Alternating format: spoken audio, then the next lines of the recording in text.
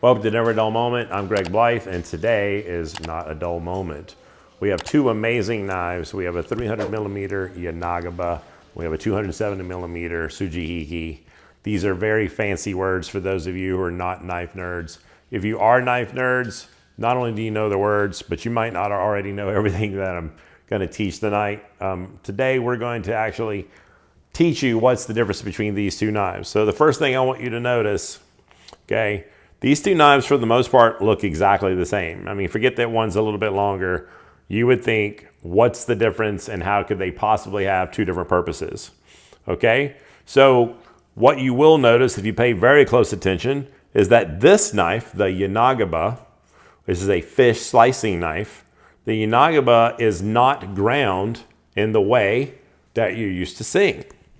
Okay, the Sujihiki, let's point out that the Sujihiki is a meat slicing knife. Okay, so this knife has a 50-50 bevel, which means on each side of the knife, the angle of the knife, they come in together simultaneously. They are symmetrical. This is what you're used to in almost every knife that you've ever handled. So this shouldn't feel different to you. It's just a little longer than what you're used to. The Yanagiba is going to be new to you if you're new to the knife game. Okay, this is the knife that's preferred by sushi chefs and people who deal with fish on a regular basis on a commercial level. If you were in Japan, I'm sure that you would have this for home use. If you're in an area that's primarily fishing, the Mediterranean, you still might have a long slicing knife. Okay, so the backside of this knife, they have other Japanese terms called the ura side. You have a thing called a uroshi. And that means you're going to have like a ground area. Okay, so it's very hard for you to tell. But if you were to magnify this very closely, you would see that it's shiny on each side, this side being the edge, a little bit shiny here in the tip. Okay, but it's actually hollow. So not only is this knife different for fish, you actually have to sharpen it different. So if you do make a purchase for this knife, you cannot do this. If you've gotten into sharpening at all, you cannot do this the same way. This particular knife, the meat knife, the Sujihiki, is actually going to be sharpened in a way you're used to. It's going to be put on the stone at the desired angle. 15 degrees is the average. And you are going to do one side, and then you're going to turn it over and do the other side. So it's symmetrical. Again, if you're into sharpening at all, it's what you're used to. If you're using this knife, the Yanagiba, you're going to have to spend a lot of time mostly on the single bevel side. You need a very flat stone if you're sharpening. So after you get the stone sharp, you need to make sure that the knife itself is perpendicular to the stone.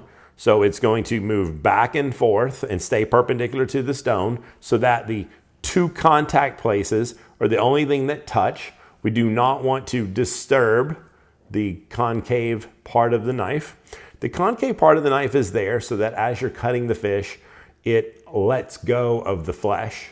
And so that way you can see sushi chefs cut a beautiful piece, and as they move it, it releases. Okay, so and there's different moisture on meat versus fish. And so you'll see on there for this particular knife, there's a very distinct shinogi line. This is where the knife is flat and then suddenly it grades down. So you were going to at first do the back of the knife to strengthen the edge perpendicular to the stone. And then you were going to have to actually sharpen the way you're used to. And then once you have sharpened from the shinogi line down so many strokes, you occasionally have to turn the knife over to any bevel that's starting to stick off, remove, and you'll repeat this process. So again, if you watch some of the videos that we're gonna have like on single bevel sharpening, you will see that single bevel sharpening is different. So what we've got is, I've got two different pieces of meat to show you how this works. I just wanted to show you the differences. I mean, we have a little bit of difference at the spine. So real quick, if I'm dealing with a piece of salmon or any type of fish, especially a large tuna, you would like the knife to be bigger than the fish. You can't always have that, but you definitely want to do as little sawing back and forth with the knife as possible. So on here, I have a fish that has an area that is lower than the fillet area, and I want to change it. If I go to cook it, this is going to cook faster than the other. So I might quickly want to be able to, in like one clean swoop, press, and then just let the knife just really clean remove that. Okay. Now, if a person, again, was doing sushi and they needed, let me go ahead and move this knife so we don't cross-contaminate. And they needed to cut parts of this fish. And I'm not going to say that I'm a sushi chef. I'm just kind of doing a quick demo.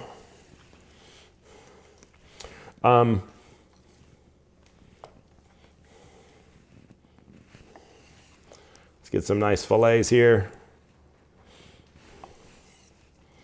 You might be used to them taking this fish and cutting at an angle, okay? And they're just pressing. The knife, the hollow is on the outside. So as they come back, they're just scooping out and it's already there, okay? And so they get a nice, long, clean pull. We wouldn't want to go so much as to like put the edge in the cutting board. You can see how nice and thin that is if you need the piece that thin for sashimi. So I'm right at the heel. And look at how beautiful, look at the edges. Okay, again, you know, we want to make the fish so clean. We've got such nice edges.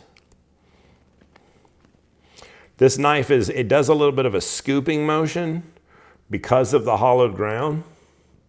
So definitely you guys can see already, the last one I'm going to cut for this, just how beautiful of a piece that we have. The edges are so clean. So I need to pause and quickly wash my hands. So we have the Sujihiki. Now we have a piece of meat. We want to clean it up. Okay, so a lot of times you might be carving a prime rib. In this instance, we're going to clean up this piece of meat. So to be able to just slice continuously in a certain point to kind of take off this extra.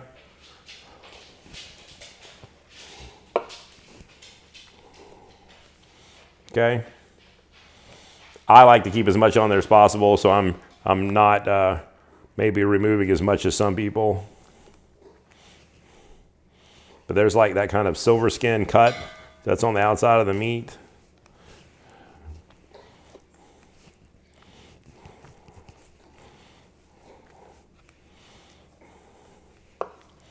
So we're able to remove that, okay? So here I can put the heel in, pull in one continuous piece. Make sure to get your fingers out of the way.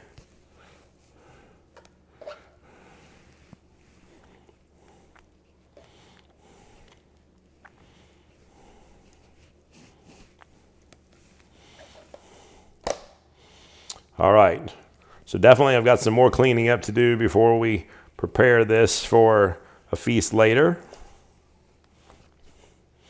But with the meat, you can do a little bit of a sawing action. It's not going to hurt you as much as with the fish.